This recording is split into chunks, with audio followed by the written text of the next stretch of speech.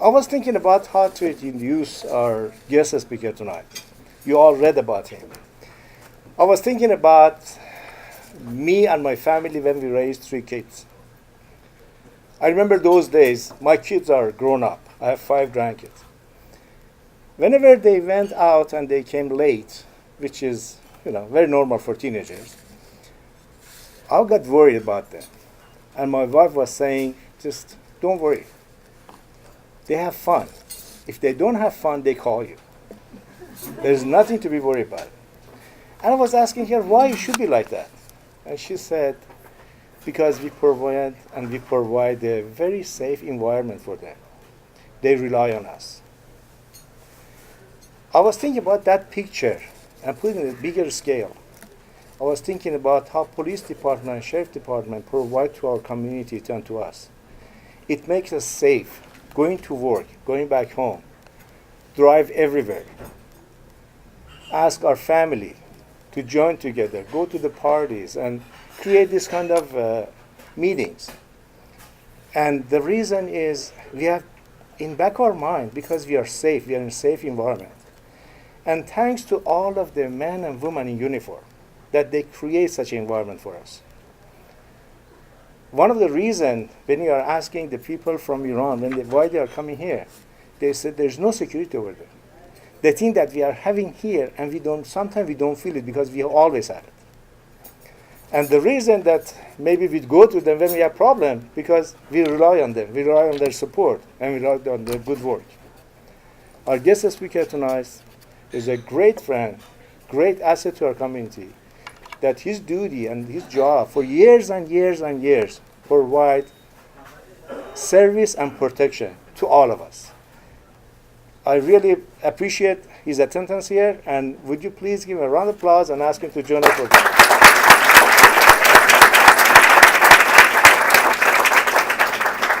Thank you very much. And I was worried at first that I was going to be expected to speak in Farsi, and that wouldn't go so well. But I was very interested to hear your message, because I could pick up a thing or two from what you were saying, notwithstanding the fact that I don't speak or understand Farsi. I could still understand. Of course, I had some assistance in terms of some of the things you were saying. I also was impressed by the fact that there are some terms that seem to transcend language. For example, I heard you use the term 100% in English term, and many of the terms that you were using that transcend it. I understand that what you're talking about, if I got the message right, and please don't tell me if I got it wrong, but it sounds like you're talking about not just being good at what you do and providing a good product, but selling and communicating that service and what you do to your consumer base.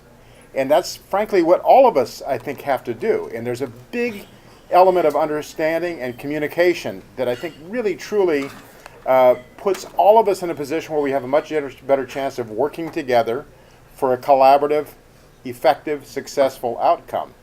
And what a great opportunity that is to recognize that. So it honestly, truly is a pleasure for me to be in this group full of very, very impressive people. If somebody says that they're a doctor in the house, I don't know how many people are going to stand up, but there's a lot of very well-educated people here, and that's impressive. And I'm also impressed by the diversity of professional interests. It seems as though almost anything that anybody would need to have done, any service provided, it exists in this room. And that's another powerful component to what you bring together. So, but this underlying issue of communication, understanding a little bit about other people with whom we interact, and what kinds of things people can do to help us, and what kinds of things we can do to assist them in their pursuits, really truly is a powerful development and reality that I think can help everybody. So as I hear Mo talking about raising his kids, we all have those same concerns, by the way. My oldest is 32, my youngest is 27, and I still, sometimes on a Friday night, obviously they don't live with us at this point, on a Friday or Saturday night, I'll just send them a text and say, "What are you doing? Everything okay?" And just when I get that response, it's really a wonderful feeling. You care, right? It's important. But I think back to my kids when they were very little. So when my eldest was born, I was working patrol, and we lived in Fair Oaks at that time, and I worked patrol in the area where we lived.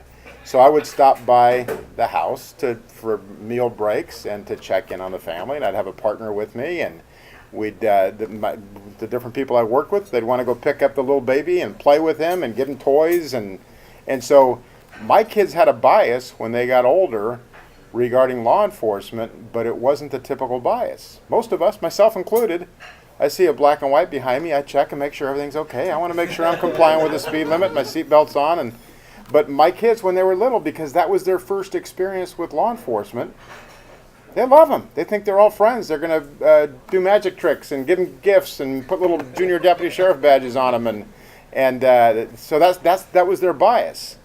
And then, of course, you have other people who have the unfortunate circumstance of little children seeing their parents taken away in handcuffs. So, and for some, unfortunately, the culture in which they live and the way they live their life, that's a very, very difficult thing to overcome. But for that large swath of people in the middle, I think there's some things we can do to understand the role of law enforcement, what law enforcement can do for each of us, and the fact that effectively law enforcement resources, the justice system in general, is here to provide a safe environment for people to live, grow, do business, and enjoy all of the wonders that we have in this society.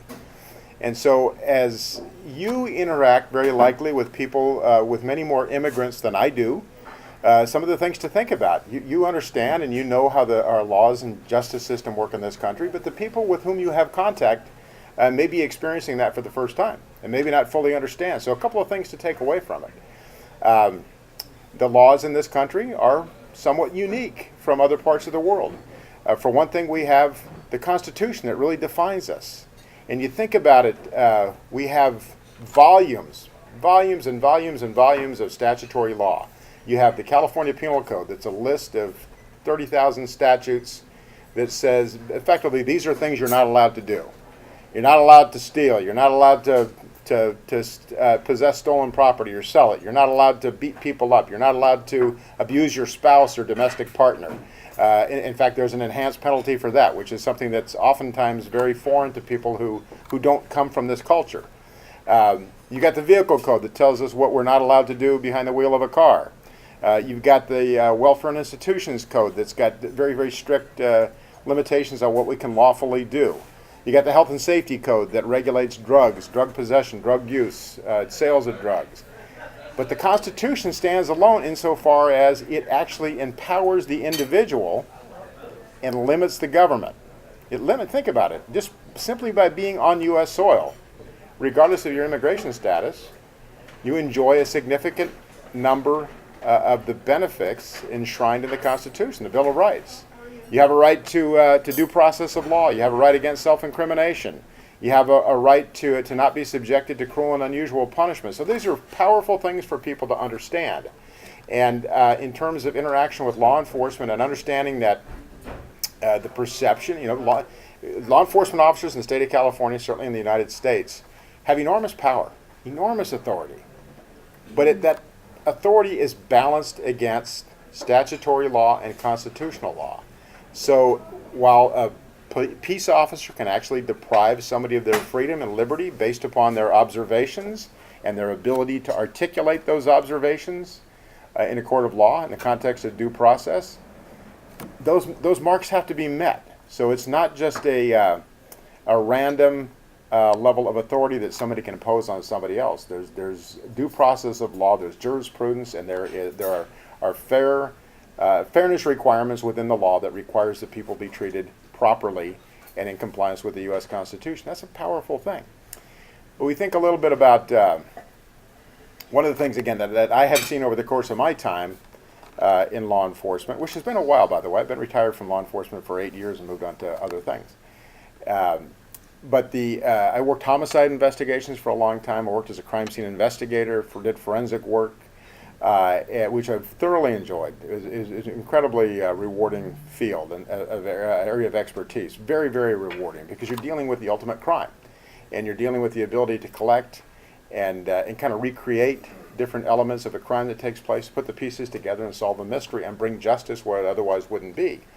But it was always remarkable to me, noteworthy to recognize that as we had people come from different cultures, they wouldn't fully grasp the concept of our domestic violence laws. If you and I get in a little argument right now, and you decide you've had enough and you're gonna hit me, you're gonna take me out, you're gonna punch me, please don't. But if you decide you're gonna do that, that's a relatively low-level crime. Maybe we argue over our favorite sports teams, and we can't get along, we can't agree, so you punch me.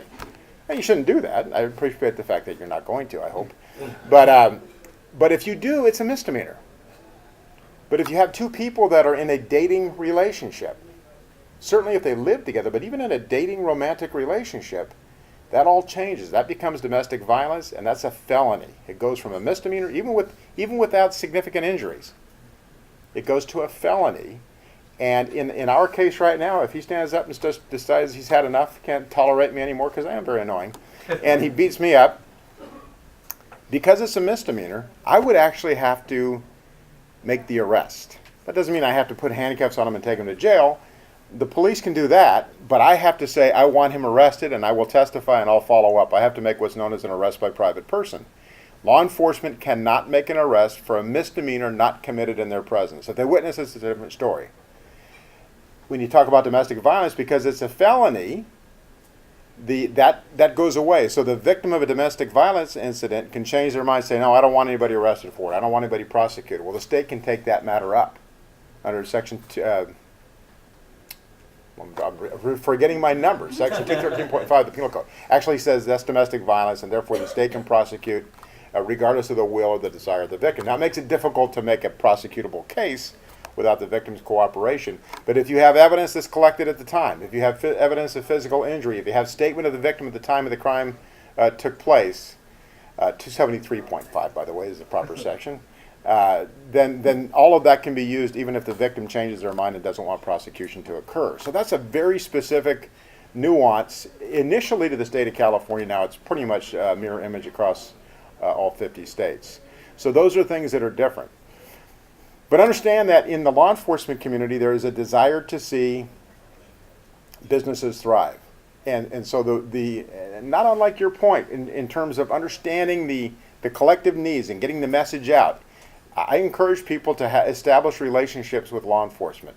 It's a part of community-oriented policing where you understand cultures, you understand some of the nuance, some of the different things about how people celebrate, how people interact with each other, what the cultural expectations and norms are. And it really truly does open up a whole new area of cooperation. So community groups and law enforcement can work effectively together. There is a tremendous amount of outreach that exists in local, state, and federal law enforcement. And those are things to take advantage of and be aware. But to the extent that you have opportunities to speak with immigrants to this country, I really encourage you to explain some of the things that exist. And I'm going to be as candid as I can on this. I spent 31 years in law enforcement, and we had people, unfortunately, that we hired and recruited and trained that didn't meet the expectations. Sometimes they did some bad things. And sometimes, good people would have a breach in good judgment and they'd make mistakes in good faith, but sometimes they did horrible things and they shouldn't have been there, and we actually had occasion to prosecute our own people.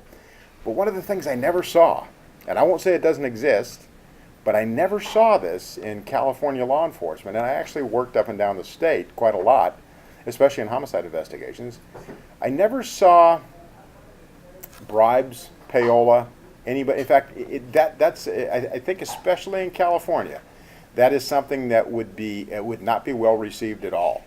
I'm from Chicago initially, and I still have family in Chicago, and the law enforcement community there, frankly, is a little bit different. There's the old school in Chicago is a bit different. And I was telling Mo, I had occasion to be back in Chicago probably 15 years ago now, maybe more than that. And I generally try to comply with the law, but I was going a little bit too fast, and I got stopped for speed. And the officer who stopped me keeps dropping his glove on my lap as he's asking for my driver's license. Now, I don't know. What do you think when you hear that? You're smiling. What does that mean? I swear to God, I didn't get it. I didn't understand what it meant. No, I took a general administration justice last semester, and my professor, Nikki Welle, he mentioned the difference between East Coast and West Coast. Very, very, very much so. Very much so. Well, even if you don't pick up on it, he wanted me to put a little something in that glove. So he sees my badge and he says, where are you from? I tell him, he says, okay. And he just puts his glove on and gets on his motorcycle and rides off.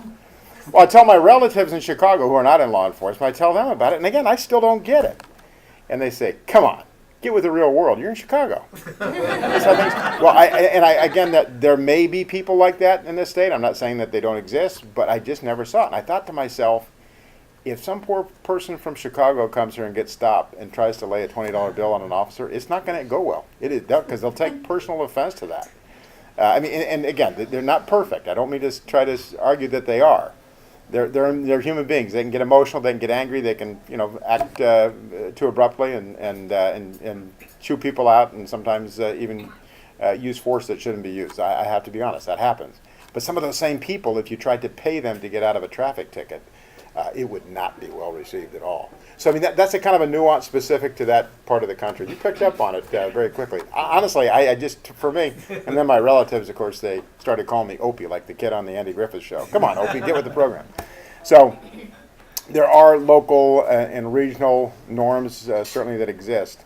But by and large, if you're in need of law enforcement services, if you run a business of any kind, it's the overarching goal and belief and value system is that we're all better served if your business thrives, right? If the famous kebab does a wonderful business, is that good for the community? Of course. You got people coming here and interacting with each other and recreating and spending money, and taxes are being paid, and it supports law enforcement and other programs and services that the County of Sacramento provides. So it is really, truly in everybody's best interest to work collaboratively.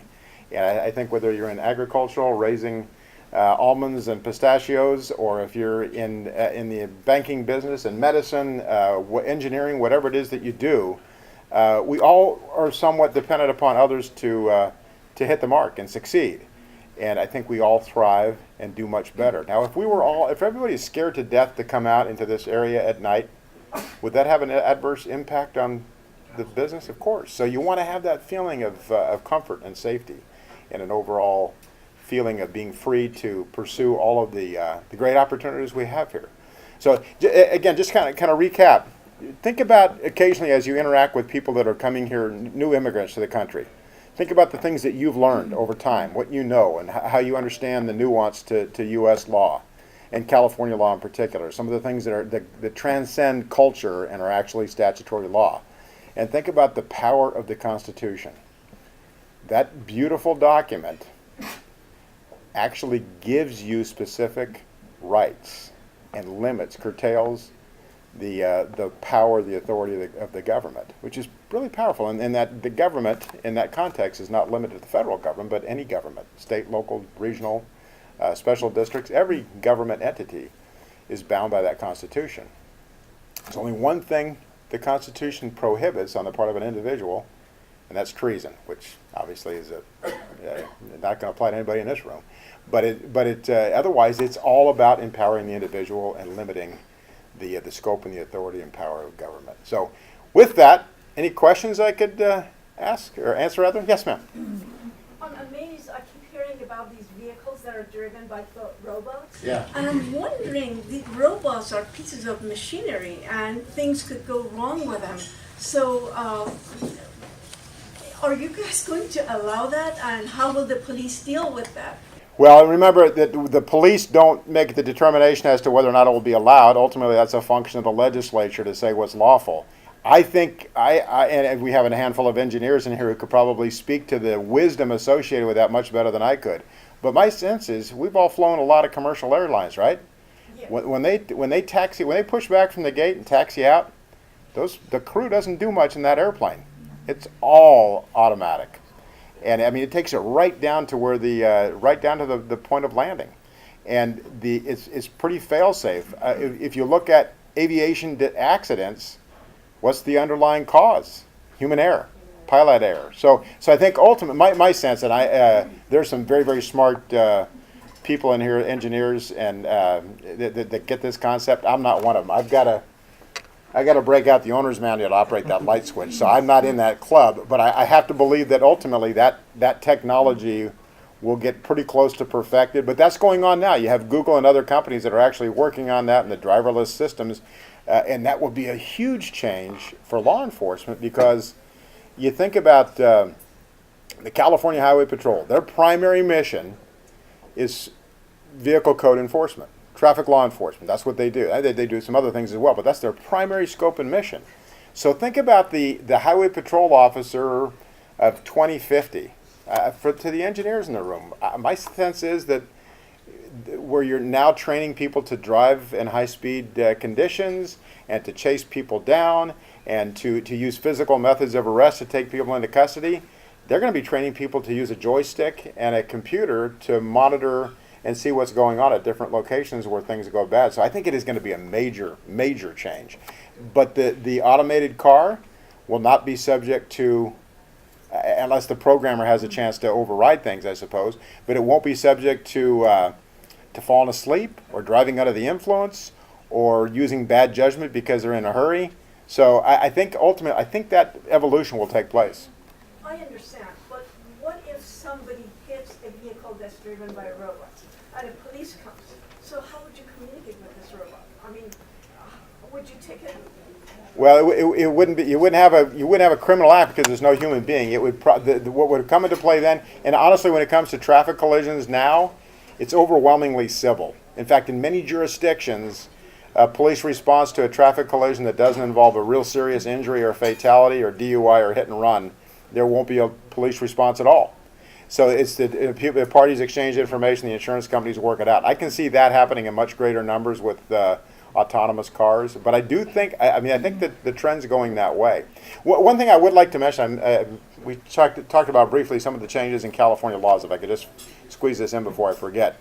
A couple of things have happened in recent years, and I'm going to try to be to not show bias here, okay? I'm not very good at that, but I'm going to try. There, a couple of things I think came to the fore and people began to recognize, especially policymakers and members of the legislative branch in government and the executive branch in government. To some extent, the court said, we've got a lot of people in custody for long periods of time, so we've got to make some changes. Now, to my way of thinking, if you want to make changes there, you go back and find out what's the root cause. What are people doing? What's the lifestyle issue that contributes to people misbehaving and finding themselves in custody? Because that is a crisis, right? But that was not necessarily the goal. The goal was to change the end state, to get fewer people in custody, to push them out. So we made some changes that actually went to the voters. The first one was one called Proposition 47. It was titled the Safe Neighborhoods and Safe Schools Act. Well, who in this room does not want safe neighborhoods and safe schools? We all want it, right? And they put on a pretty good campaign. It actually went on the ballot, and the voters approved it by a pretty substantial margin. Well, inherent within that change in law were a couple of major, major changes. For example, historically, the theft of you talk about theft. The threshold to separate between grand theft and petty theft is $950.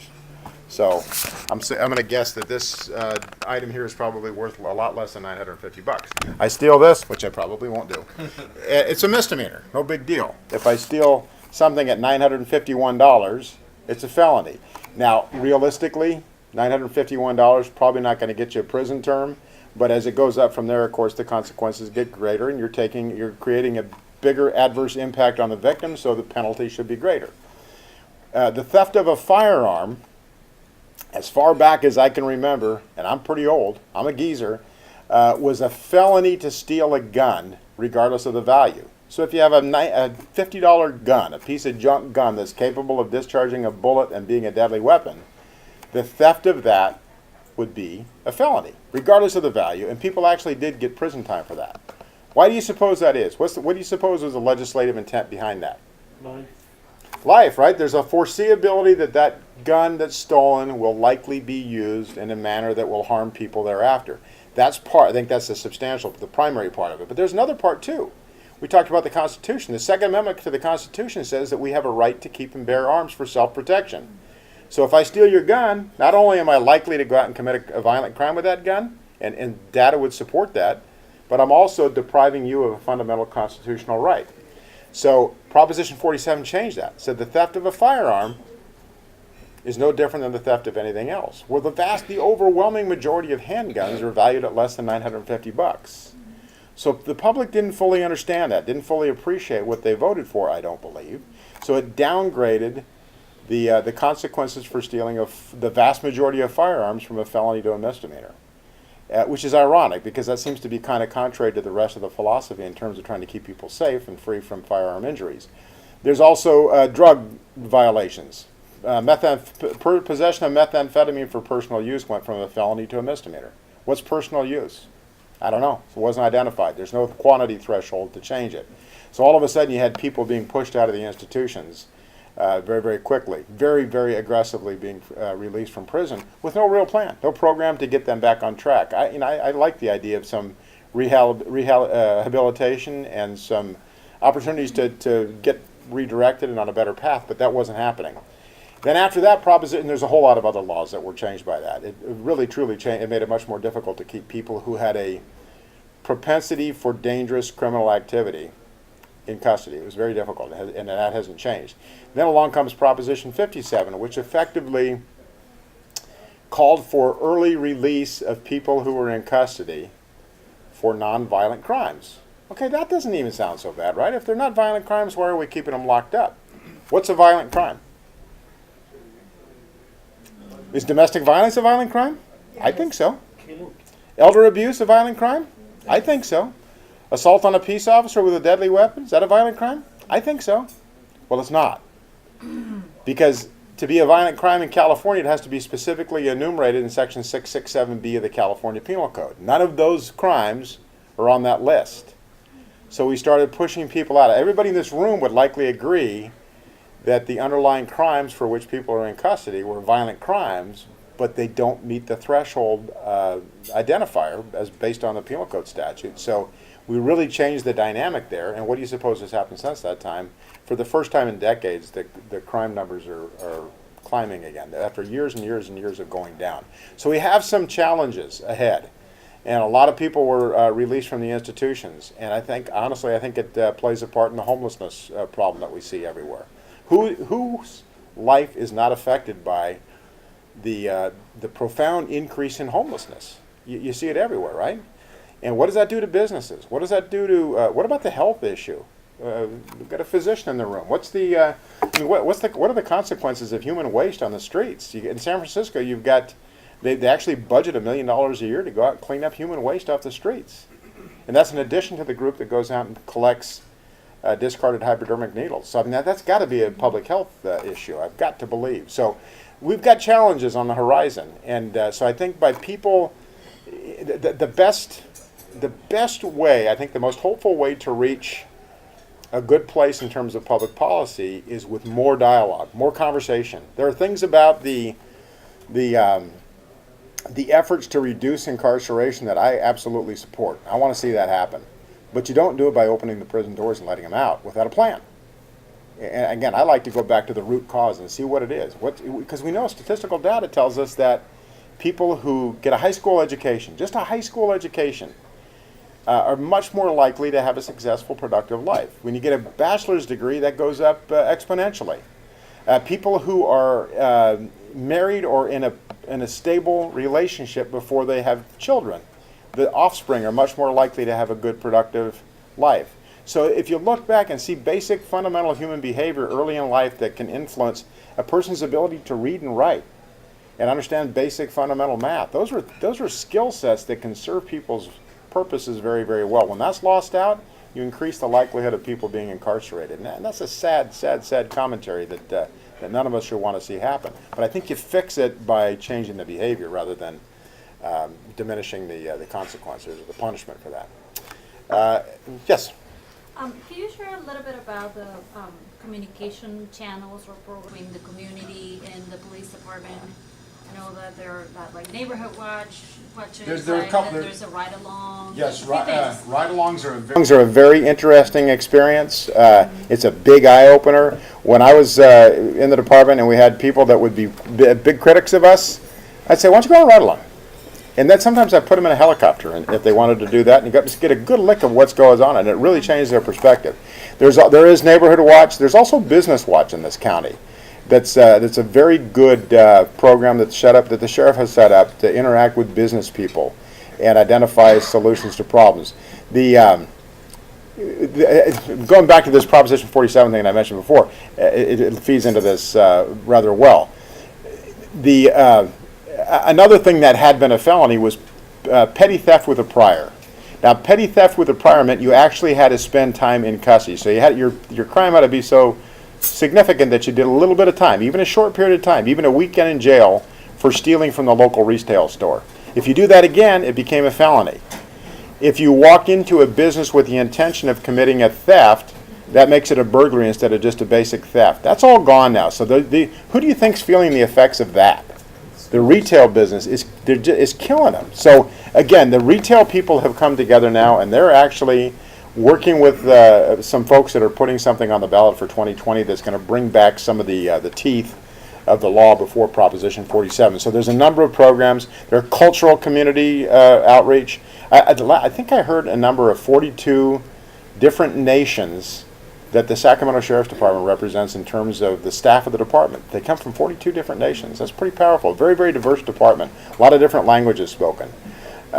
So there are a lot of opportunities like that. You go online to public outreach at the Sheriff's Department website, and there are a host of, and SACPD has programs as well. It's really, truly, just people coming together and having a conversation and kind of peeling back the layers, and the good that comes from that is overwhelming. I think I really applaud an interest in that. Sure.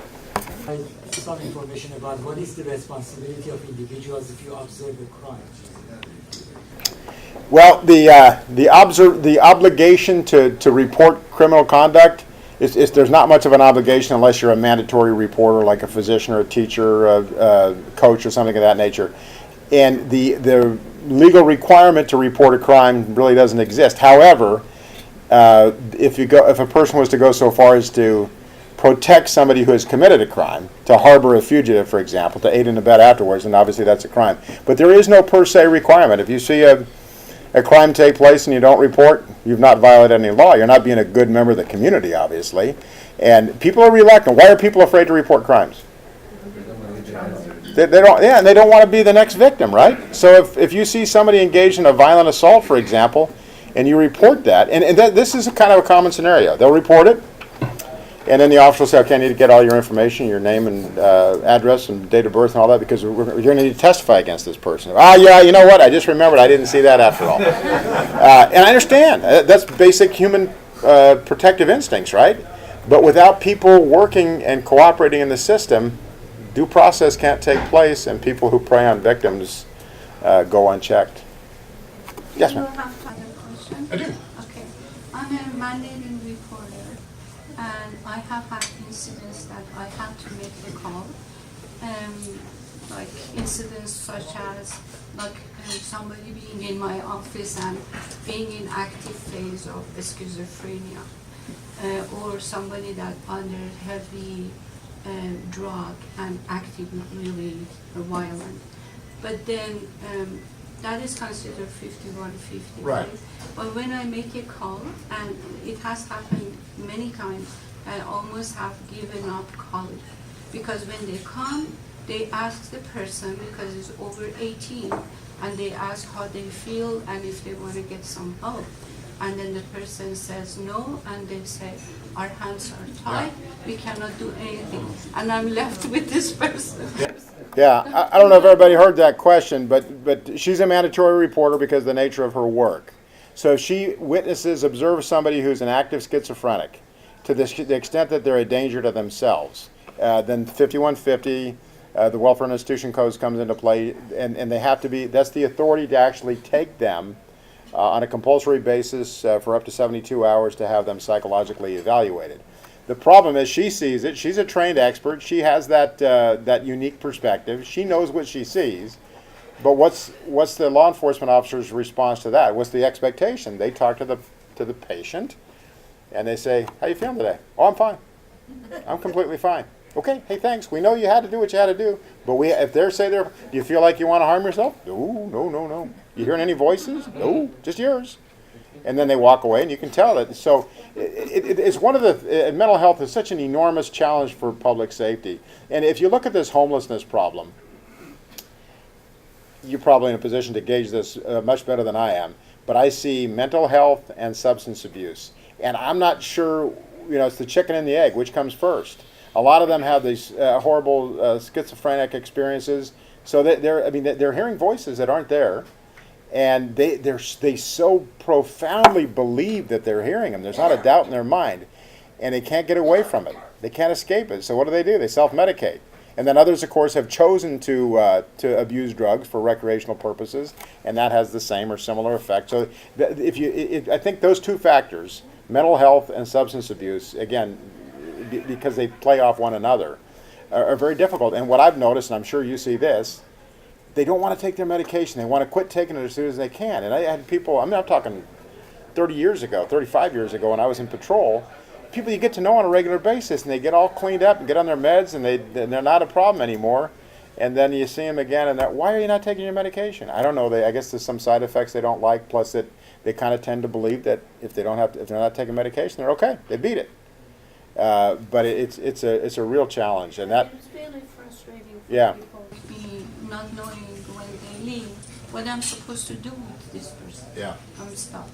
And they can present, as you undoubtedly have seen, they can present very well for a short period of time, and then they break bad. It's just like I mentioned earlier, the difference between a felony and a misdemeanor. Understand this. If I commit a felony in here right now, which I have no intention of doing, by the way, but let's just say I decide I'm going to rob you. I'm going to stick a gun in your face and take your purse and run out. Well, as I'm running out the door, and a patrol car sees me running out the door with a woman's purse and a gun, they can say, I think that guy just committed a robbery. And they can lawfully take me, and based on the circumstances they see, they can arrest me. They can actually make that arrest because it's a felony, not committed in their presence. That's okay. In fact, it's even legal for them to do that if it turns out it was just a big joke, it was a fake gun, and I was just playing a prank on you, which I would also not do. Then their conduct is still okay. The law allows for that. But if, again, I'll go back to stealing this, which I have no intention of doing. But if I take this and walk out with it, and everybody sees me do it, and you call the sheriff's department, and they roll in here, and they say, yep, he stole it. He stole it. We saw him do it. Okay, well, you're going to have to arrest him, because I can't do that. It's not that they don't want to. They can't do it, because it's a misdemeanor not committed in their presence. So that's a huge difference. If you're driving down the road tonight, and you see what you believe is a bad DUI, which, by the way, I'm noticing more and more now when I think I'm following a bad DUI, I'm probably following a texter because they're just as bad. But you see a DUI, and you call 911, and they say, okay, we're going northbound Fulton Avenue, we get to Arden Way, we're going to go eastbound Arden Way, and it's a blue Edsel, and they get there in time, and as you see the patrol car approaching, you flash your four ways, and they get in, they stop the car, and let's say you just keep on going. No, this is a bad example. Let's say they go to a convenience store around the corner, and they pull into the convenience store and they park, and the drunk walks inside, and in comes a patrol car, and you see the patrol car pull in, and they go talk to this party when he's inside the store, and he's drunk. He's clearly drunk. He's a .30 blood alcohol, falling down, lip walking drunk, no doubt about it. He's drunk. But they never saw him drive. That's a misdemeanor not committed in their presence, and they can't make the arrest. You have to make the arrest. So that's a big surprise to people, but that's a function of law. A peace officer can only make an arrest for a misdemeanor committed in their presence, or a felony when they have probable cause to believe that a felony has been committed and the person who committed that felony is the person responsible.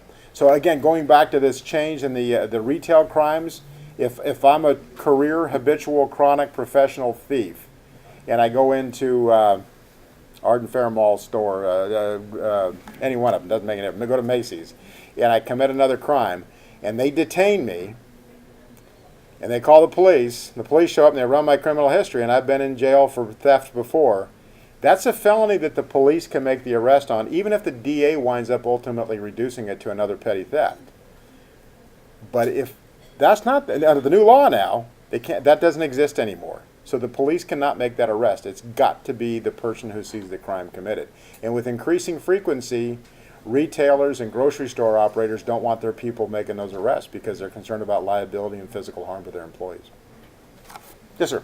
Thank you so much. I appreciate your time. My pleasure. My question is here. I hear that the California's traffic rule is changed.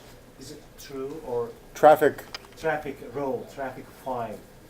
Yeah. The traffic fines are rather expensive. And this is, not only is it a fine, but there's a tax on that fine. So they changed first of the new year. Am I right? Yes, they've all gone up. So and by the way, the numbers have inflated a bit, but it goes back even to way back when. It doesn't sound so bad now, but I remember being in traffic court, and you see some guy come in and he'd get fined $100, and then he said plus 171% penalty assessment, so the fine's $271. Well, again, in 2019, that doesn't sound all that bad, but we're talking about 1980. That was a lot more money, right? So now if you increase the underlying fundamental fine and still add that 171% penalty assessment to it, it's extremely expensive. Here's another problem, though. There are so many unserved warrants in the system. I think in Sacramento County there's close to 100,000 unserved warrants. So people just don't take care of them. And so people are not driving as well as they used to. And I'm telling you, voluntary compliance with the law is not as good as it once was.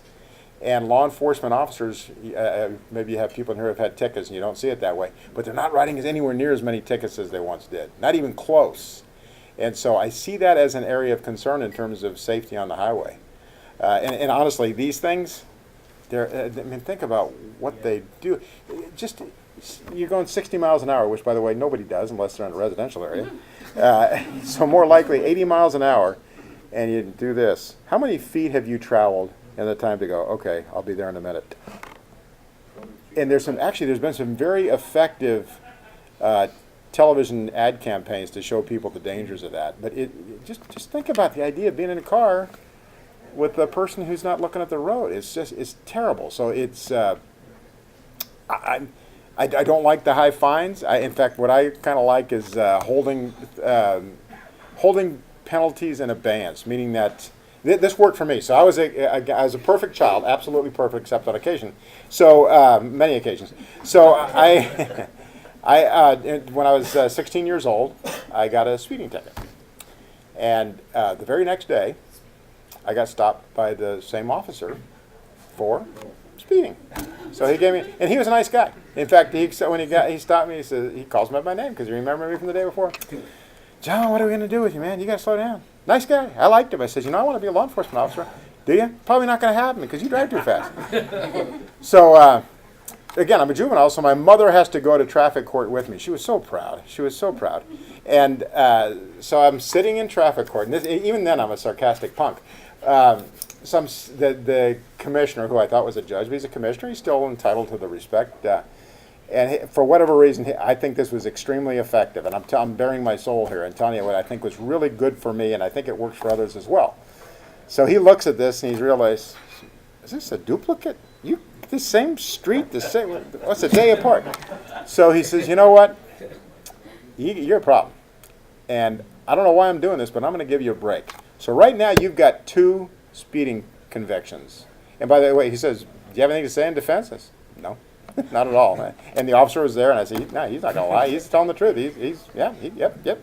And I really liked the guy. He was a really likable guy. And so the commissioner, that I thought was a judge, says, okay, here's the deal. I'm going to give you a break. I'm not going to send these to DMV until the next time you walk through that door. And just to show you what kind of a knucklehead I was, I wanted to say, hey, how do I get out of here without walking through that door? But I didn't. For a rare time, I kept my lip bit, and I said, yes, sir. And so I walked out of there. So he says, you understand, you're walking out of here with nothing. You got no tickets. If you get another one, you got 3. Yeah. And that could have changed my path, right? I mean, that's not going to keep you out of a law enforcement career forever, but it may have delayed it, and during which time I'd get more tickets, and maybe worse than that. So, I mean, I really, truly appreciated that. So when I went back out with my buddies, I effectively shortened my right leg. I drove slower because I'd think about it. Whoa, I can't. So I like the idea of holding things in abeyance. I think it's a creative solution to cause people to behave differently. And it really, truly worked for me. So I even did that with personnel in the department. If somebody got themselves in a little bit of minor trouble, I'd say, okay, look, here's the deal. You're going to get a week off without pay. You can't do that. Yeah, I can. But this is going to go away. You're not going to get served with it. You're not going to get impacted by it until you show up to work late again, or until you fail to write a police report, or until you call a traffic violator what they are, because you can't do that. You can't be that honest and call them a profane name. So my point is that kind of strategy, I think, really can effectively change people's behavior. So kind of like giving a second and third chance, but I mean, you can't always give that in this exactly, situation. right. Yeah, you're talking about a homicide or something, obviously. If you murder somebody else, we're really going to be angry. Sir? Do sheriff officers really look for traffic violations? Not as much. That's not their primary function. They're happy to write a ticket if somebody really needs one, and they stop a lot of traffic violators for other reasons, right? If you want to go clean up an area that's got crime problems, it's pretty hard to go out looking for a felon, right? But you go out and look for people who have equipment violations on their car, even a expired registration, bad driving. You stop them, you talk to them, you find out, oh, wait a minute.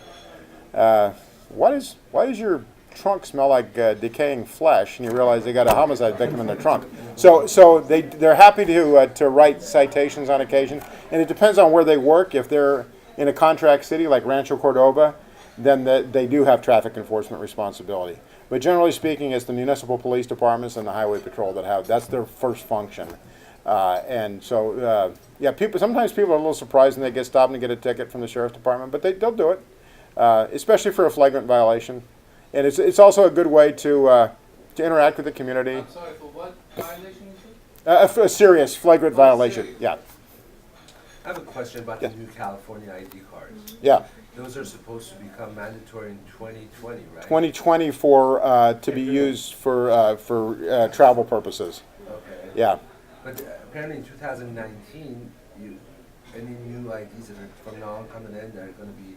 They're going to be smart ID too. Yeah. And I heard that if your ID is not expiring sometime soon, you might not know it, and you might not know it, and you might want to go and get a new one. Right, exactly. And by the way, DMV is impacted like crazy. So, in fact, there was a goal. I was hopeful that, I don't know how many people are AAA members in here, but if you're a AAA member and you have a vehicle registration issue, let me offer you friendly advice. Don't go to DMV. Go to AAA, because it's an entirely different experience. They're business people, and so I don't know how it happened, but on a couple of years, I'd realized my registration's expired, and I had never gotten the notice in the mail from DMV. So I go into AAA, and they say, yep, I don't know why, but you can pay your registration fees there. And you walk into the AAA office, and they give you a cup of coffee, and they call you by name, and they're happy to see you, and tell you to have a nice day, and you don't have to wait in line with every hooligan in the world. It's just a wonderful experience. So there was some hope that they would take up the licensing responsibility as well, make that an option, but it looks like that's probably not going to happen. I was hoping it would, because again, it's the private sector mentality too. You walk in that place, they're happy to see you. Hey, I'm glad to see you. So now when my registration bills come, I don't even use the mail. I go straight to AAA and pay it there, and they're very accommodating. Yes, ma'am. How would you protect the small businesses that belong to minorities like us from getting insulted by some of the anti-immigrants or prejudiced people in the society? You know, depending upon the nature of your business, I would I would reach out to law enforcement, whoever polices the area where your business is, and establish a relationship with them. And the more you get them around, you get them on a first name basis. There's old theory, maybe even rise to the level of an accusation that cops love donuts, right? Why do you suppose that is? Because in fact, probably still, donut shops are open all night long. So if you run a donut shop, who would you like to have in your business in the middle of the night or in your parking lot? You want to see that black and white patrol car parked outside? So I would. And by the way, officers are not allowed to take free coffee, but it's not a major. So what I always did is leave a big tip. But they probably don't eat a lot of donuts actually, but they'd sit in there and write their reports and drink coffee. And so they establish a relationship. I worked this area right here in Patrol in the very early 1980s. And frankly, this area was a little bit nicer then.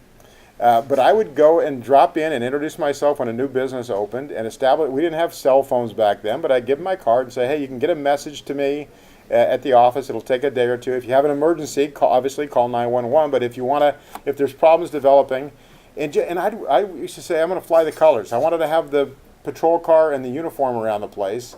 and all of a sudden people behave a little bit differently.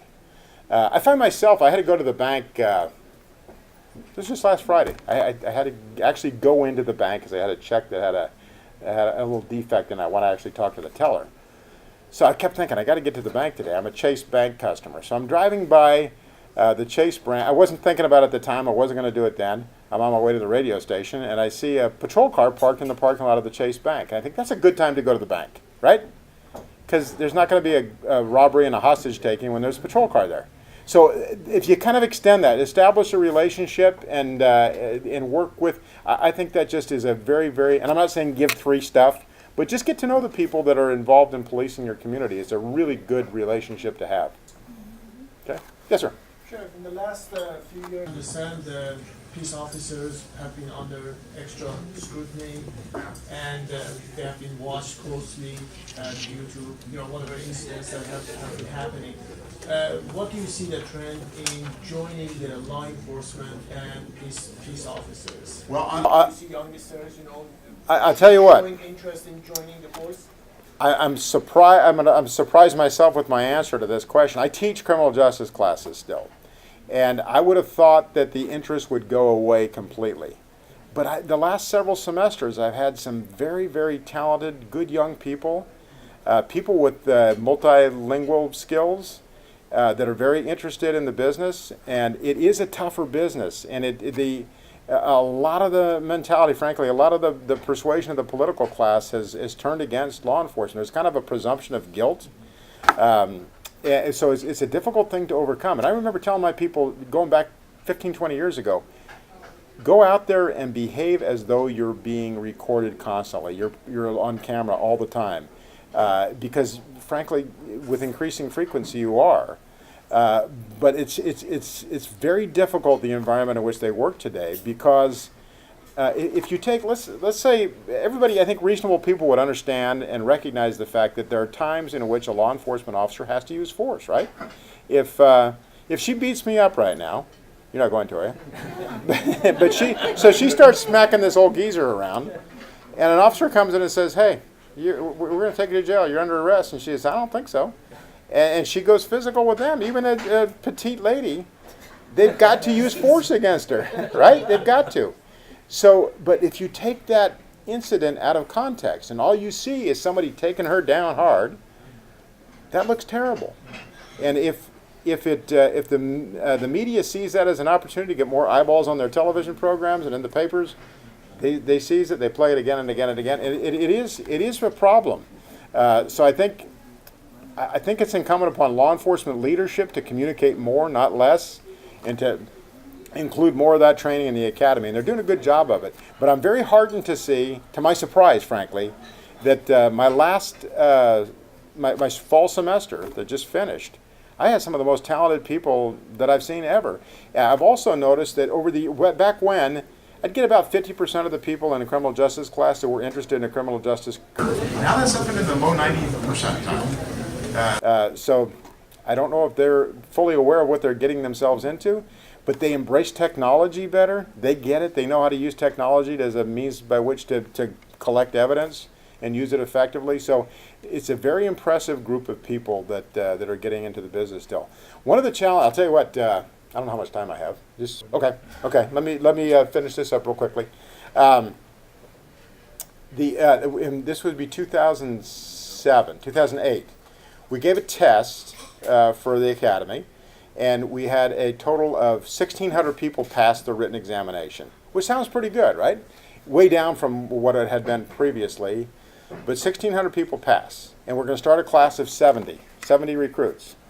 So you get pretty good picks there, right? So as we start going through background, psychological testing, medical, how many people do you think we were able to put in that class? Out of 1,600 that passed the written examination? 200. Who said 50? You're high, but not by much. 41. So, and out of that 41, graduation day comes. How many do you suppose graduate? I'll give you a hint. We call it the Dyslexic Academy class because 41 became 14. But we had to stand by. You had to hold the standard, right? So that's where we have the recruiting problem. And there's a couple of little things that were especially unique to that time. So I mentioned that my oldest son's 32 years old. And when he turned 18, literally on his 18th birthday, he gets birthday cards from his out-of-town relatives in the mail. And he also gets multiple pre-approved credit card applications. Now, fortunately, he's a finance guy. He's a cheapskate. He throws nickels around like manhole covers. So he didn't take the bait. But a lot of his contemporaries did. So you have people, we got some bankers in here I know, you had people who had signed up for these credit cards and they had no job, no ability to pay it, and all of a sudden you got people that are $100,000 in debt. Well, I can't give them a job where they carry a badge and a gun and go into your home when you're not there. I can't do it. So it wasn't necessarily they were criminals, but they were just such a high risk we couldn't hire them. And that plus other things, drug usage, and so that background screening cuts into the success of getting them on board. And of course, they're all surprised when they get to the academy. As much as we tell them, hey, this is a very demanding program. It's academically demanding, and it's physically demanding, and there's a psychological component to it. We beat them down.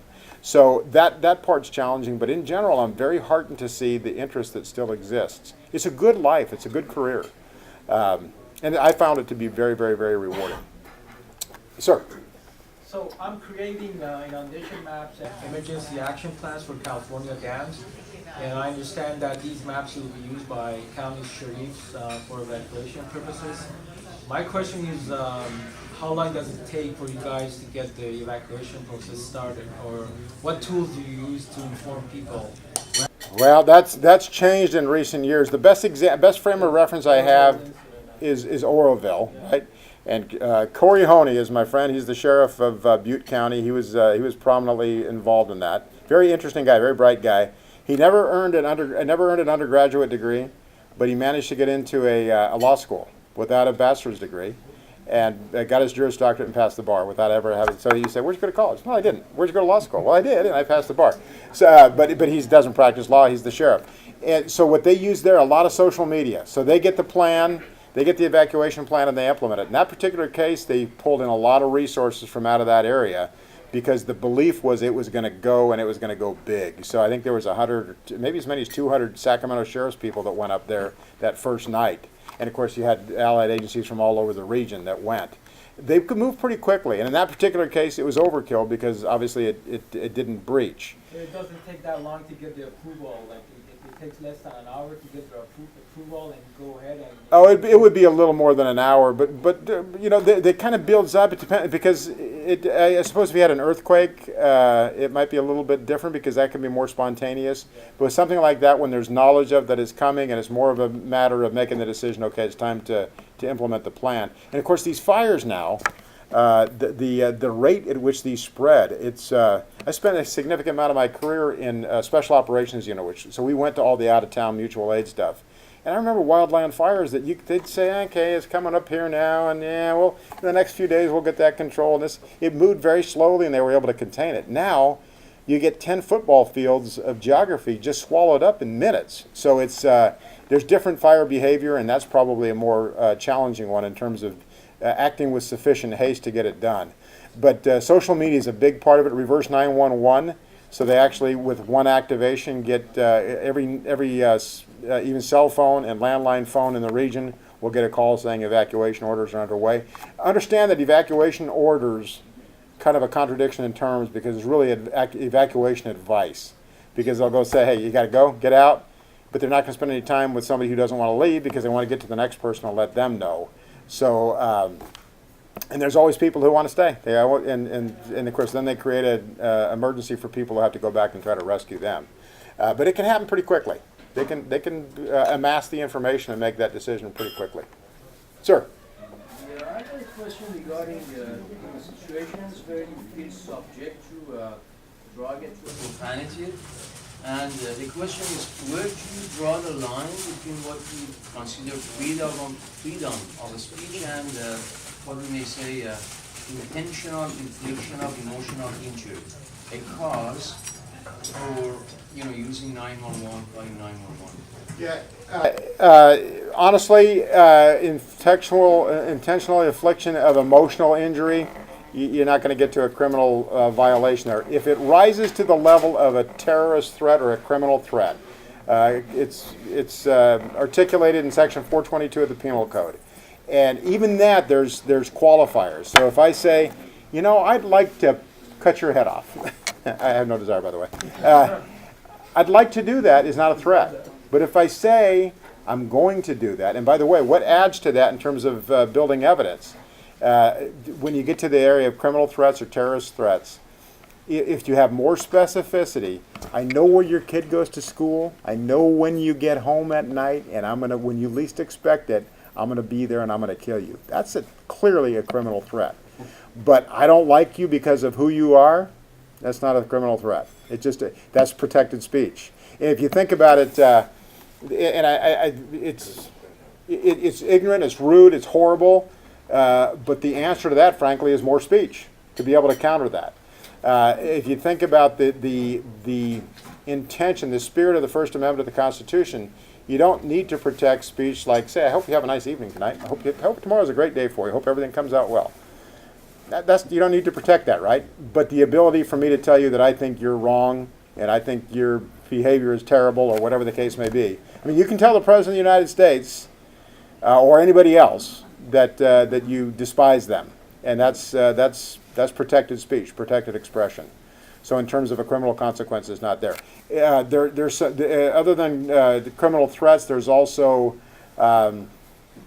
inciting a riot or creating an affray where you're encouraging others to behave in a criminal way. That can get to criminal consequences. But there's powerful protection for speech, expression, regardless of what it may be. One of the other nuances associated with where we are today, how do you suppose people make a lot of threats now? By text, which is just the epitome of ignorance, because not only have you done something terrible and horrible and criminal, you've created evidence. So I appreciate that. Yeah. Yes, ma'am. Excuse me, at the first time I have to tell you my language is not good. My Farsi is terrible. I have two questions because I ask many people these two questions, but nobody understands exactly about that. The first time it's about when we driving, we can use the Google Map with cell phone. And the second, it's about the puppy. If we driving, if we can hold in my food. Puppy? Puppy. Okay. In my food when I driving. Okay. Very interesting question, and I'll tell you. I'm going to give you a little historical perspective on it. So, there's the California Vehicle Code section 22350, which requires you to operate a vehicle at a safe speed for conditions. It doesn't necessarily mean you have to follow the posted speed limit. So that is a section that can be used, for example, over the years, back when I had a guy that was shaving as he's commuting in the morning. I've had women putting on eye makeup. And so that you can write them for. It's a violation of the basic speed law. Before the cell phone prohibition came along, that statute could apply. So any number of things, actually eating while you're driving, can be very high risk. So anything that distracts your operation of that vehicle to create a scenario in which you're operating that vehicle at an unsafe speed for the conditions. The conditions are a puppy who may interfere with the operation of the car, or using Google Map. Google Map is not a telecommunications device, so it's not a cell phone, even though you may use a cell phone for it, but it's still distracted driving. So it's still a violation of law. There's a lot of little nuance associated with that. So, if you have a thing where you push a button and say, text Joe and tell him I'm running late. What I'm doing right now, if I'm driving, that's against the law. It's a violation of the law. If I'm stopped at a red light, at a traffic signal, and I text, that's a violation of the law.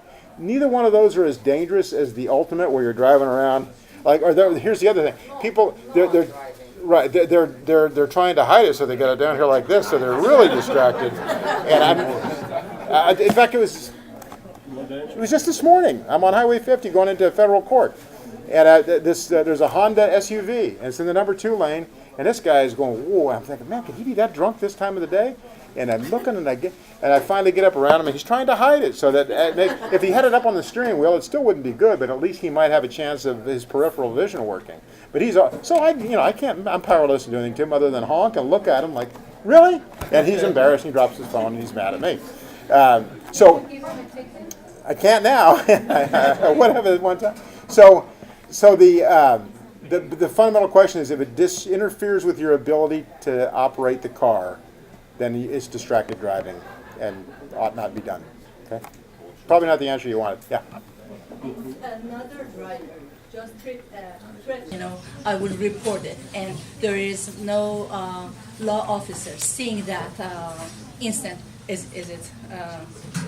No. Again, it's a misdemeanor not committed in the officer's presence, so. Yeah, in fact, it's an infraction. It's not even a misdemeanor, so it's a lower level crime than a misdemeanor. So no, the officer it's a very difficult law to enforce because, for the obvious reasons. So it should be in the presence of the Right. Bottom line, it's I finally got an app on mine where I can tell it that I'm driving. So if you text me, it'll say I'm driving right now. I'll respond, because none of us want to feel like we're not responding to people when they text us, right? So if you can tell them that you're not available, I think it helps. I think many of us have a psychological need to let people, hey, if you call me, I want to respond, right? So that seems to help. But man, I tell myself all the time, it's not worth it. It's just don't do it. Just don't do it. So I'm going to get the hook, I think. Thanks so much. Thank you very much.